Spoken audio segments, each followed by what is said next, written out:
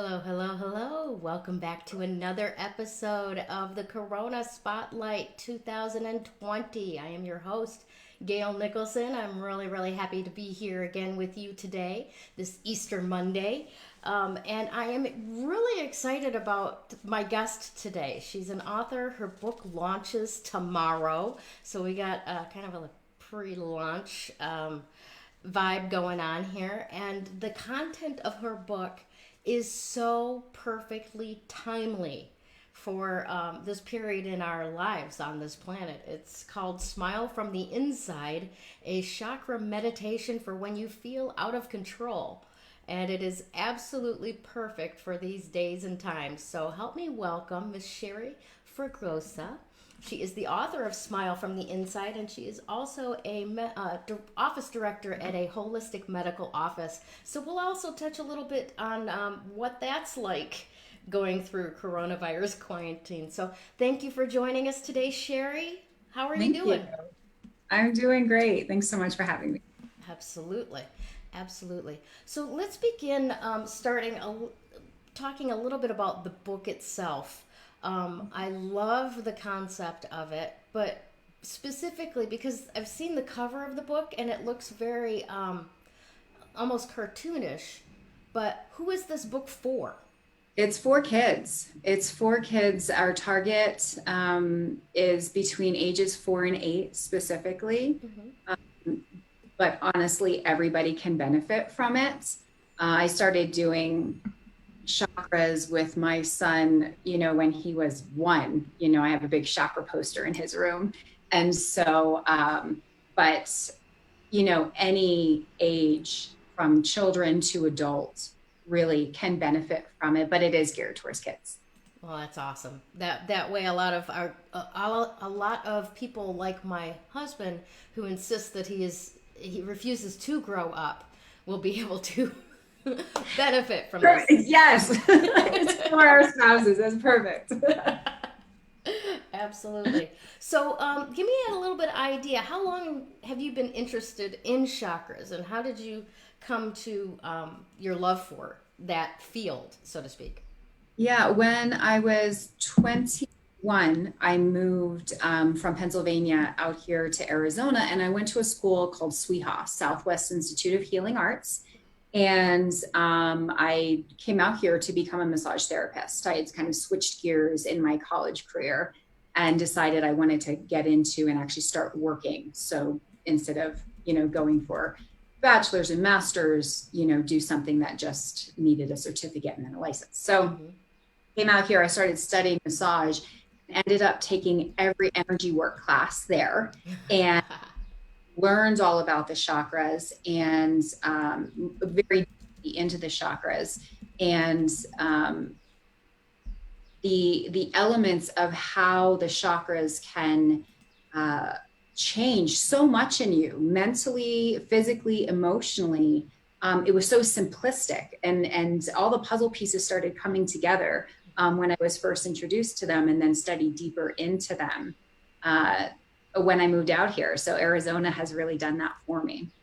Is it's something. There's something about Arizona because I think we're one of the major vortex areas on the planet. Yeah, That yeah, there's a it's a mecca for energy workers, people who are sensitive to energy, and yeah, that can use it and manipulate it and guide by it.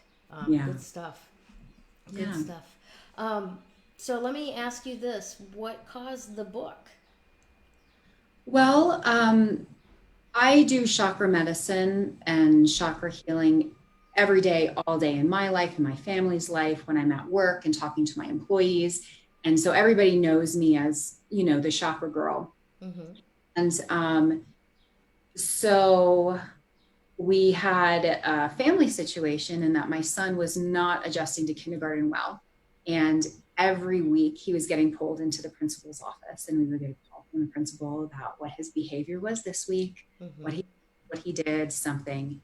And at one point, it was right after my birthday, so it was halfway through the year. So this was every week, all year. Mm-hmm. Um, he got in a lot of trouble. And so I decided, you know what, I'm going to do chakra meditations with him. I did Reiki with him one night and guided him through what ended up being this book. And we did it that night, and his energy really shifted after about 20 minutes of doing it. Okay. And the next day, when we went to school, we did it again in the car on the way to school, and he didn't get in trouble at school. And then we did it again, these exercises, these meditations every day for the rest of the year. And he hasn't gotten in trouble in a year, which is a huge thing when you're getting in trouble every day and sent to the principals every week. So I told my friends about it, my employees about it when, we'd be working on issues that, challenges they would have at work. And a couple of them suggested, you should write this down. You should write this down. And so one day when I was doing my prayers in the woods, I just heard a message on, write this down. And I looked for an illustrator, wrote it down, got it illustrated, and here we are. That's phenomenal. So it officially launches tomorrow, correct? Yes. Yeah. Awesome. And it's available on Amazon.com. Yeah. And Barnes and Noble. And Barnes and Noble. Excellent. Online. Everything's online now anyway, because of what's going on. So yeah. Right. So also we were talking about the fact that for every book sold this week, you are going to donate another book to who? Tell me about the Child Crisis Center. Okay. To the Arizona Child Crisis Center. And I'm reaching out to a couple people to see if there's other good organizations to donate to. Child Crisis Center does an amazing job with foster kids and kids just in challenging situations. So they do such an amazing job for the community. And I've worked with them in the past. I volunteered with them and taught dance to the kids. We've utilized their services before, and it's an amazing organization.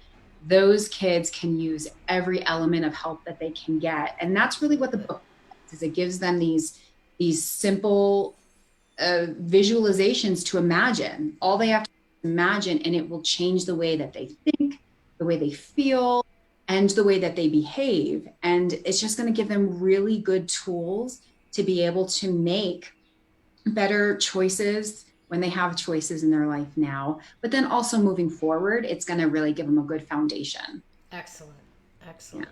That's good work to be done.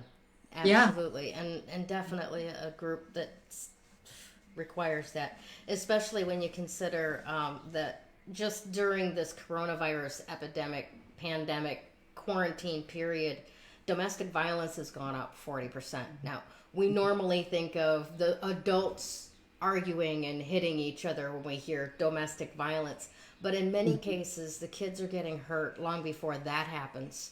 And, Absolutely. Sometimes it only escalates to the adults when mom steps in front of the children and says, no more, Right.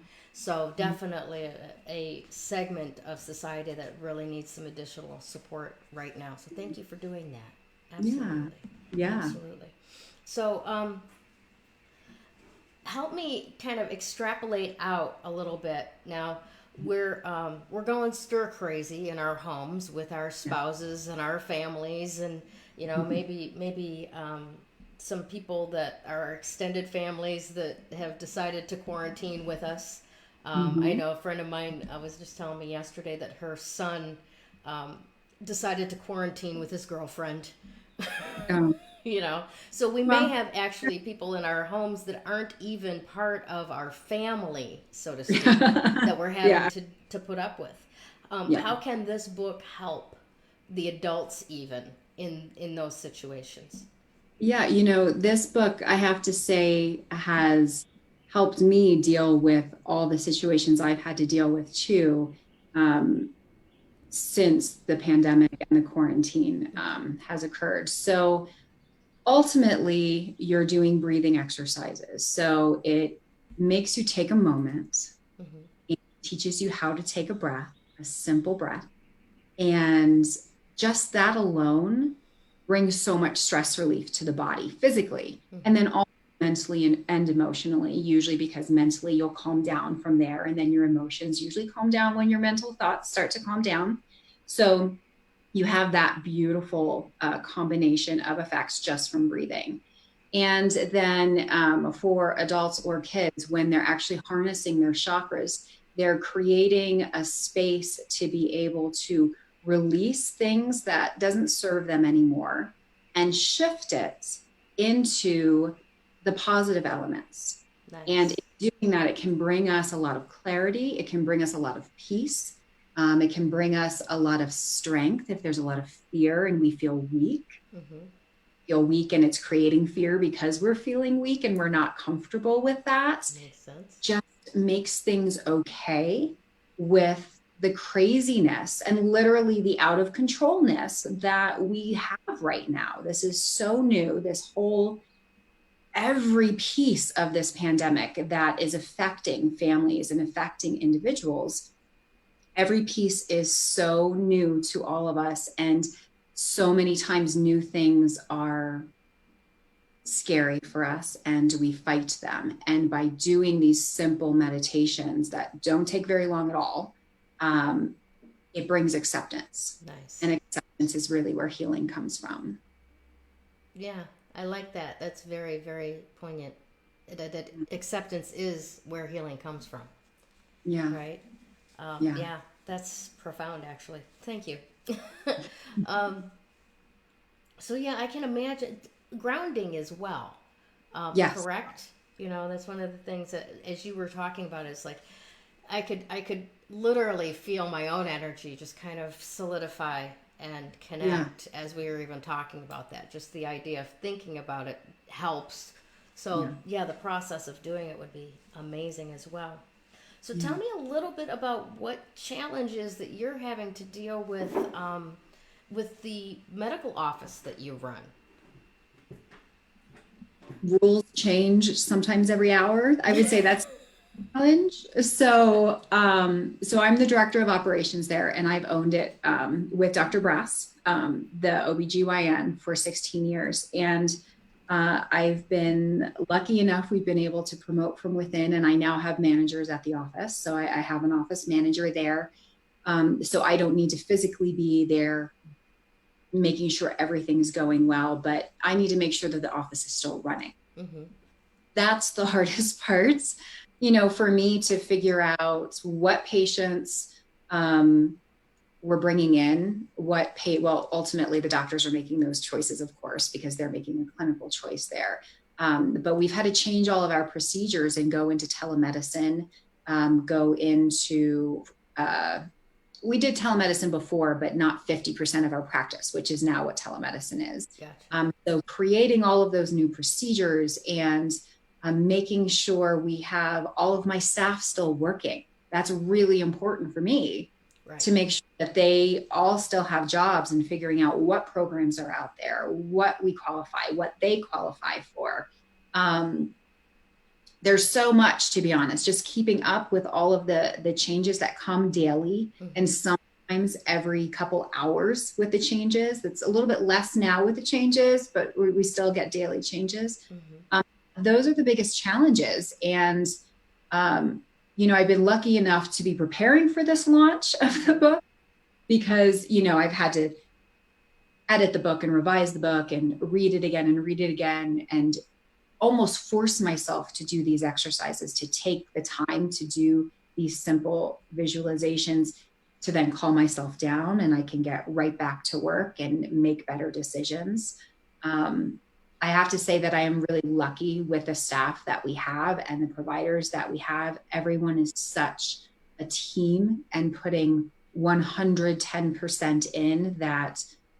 Collectively, they're all coming up with amazing ideas on how we can all support each other and our patients while staying safe, while keeping our, heads above water. So I'm very blessed in that element, that I have such an amazing group of ladies to be working for us, but still keeping them all there and working together it's stressful. I'll bet. I'll bet. Yeah. All this new, how do we do this now?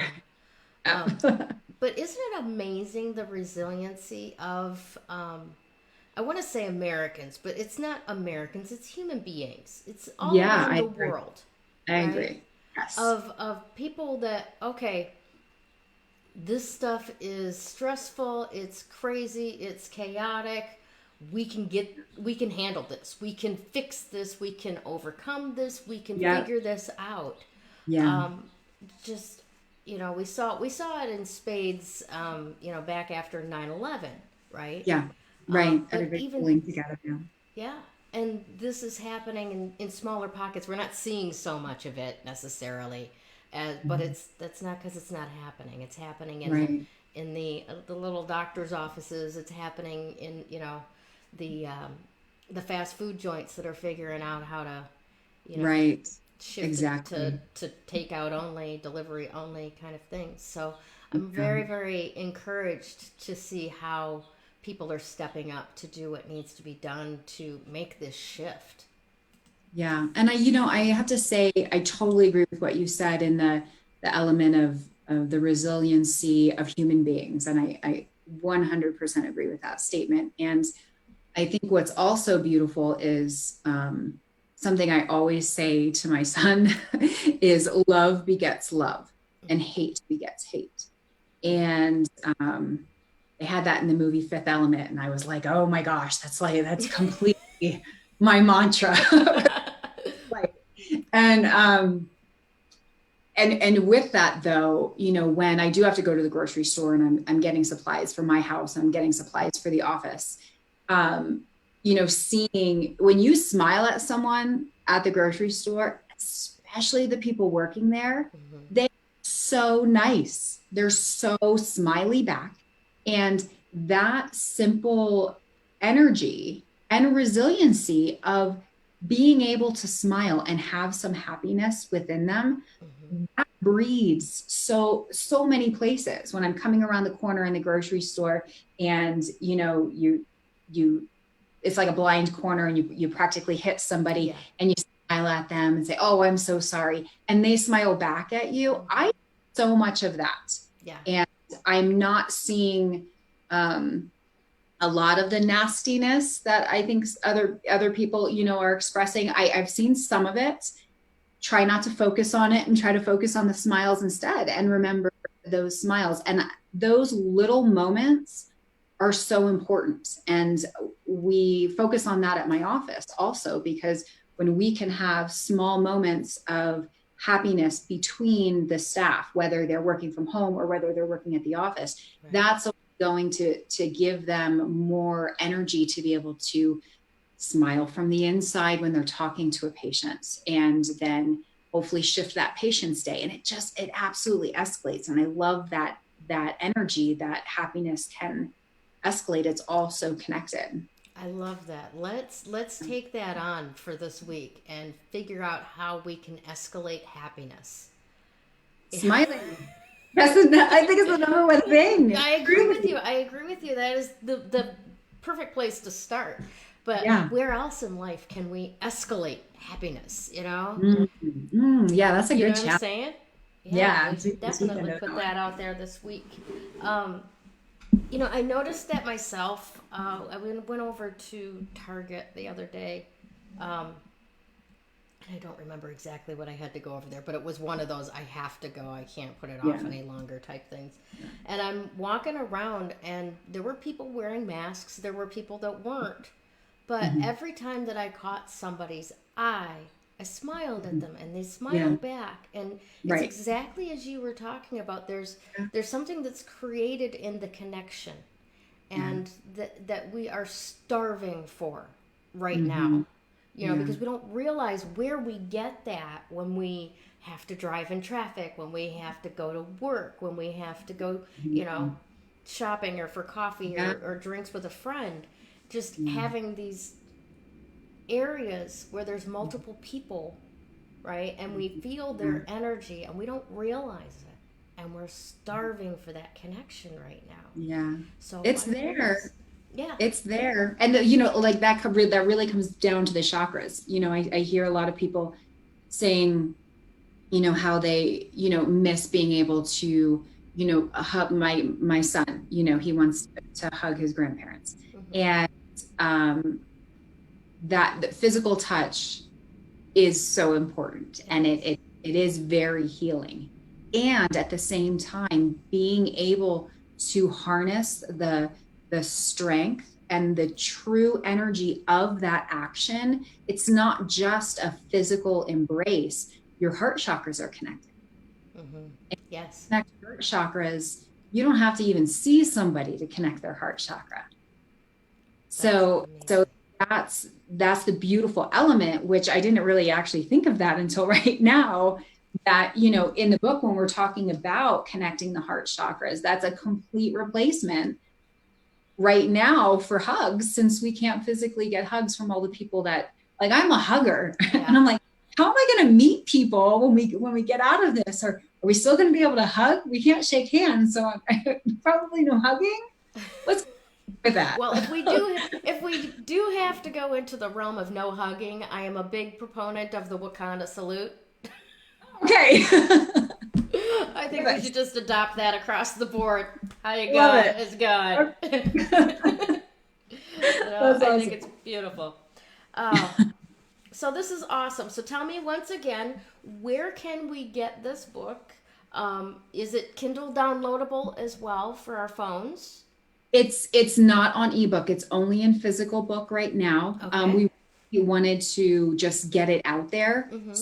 So the launch happened a little bit earlier than planned. So I don't have an ebook right now. I do want to do an ebook, but it's not here now because I just want to be able to get the book in people's hands that are looking for it. So you can go to my website, which is sherryfragosa.com. Okay. And I have links on there, so you can just click on the link and then it'll take you straight to Amazon.